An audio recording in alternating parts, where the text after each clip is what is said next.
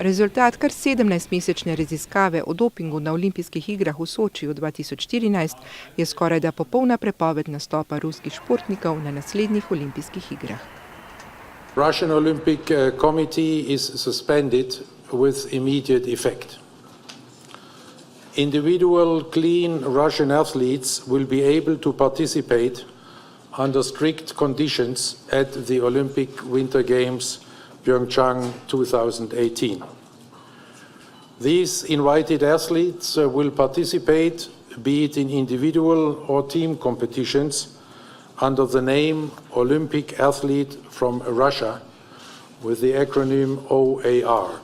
V raziskavi se niso opirali na govorice in izjave, ampak na stvarne dokaze.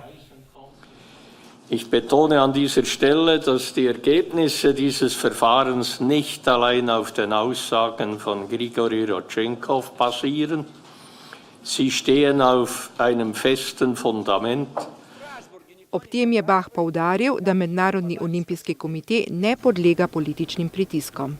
The political leaders in the world, as well as our sponsors and rights-holding broadcasters, they all have understood that the IOC is politically absolutely neutral, and that we would not allow to be influenced by any kind of political considerations in such sporting matters.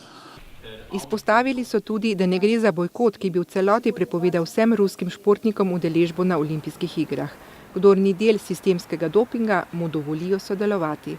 First of all, an Olympic boycott has never achieved anything.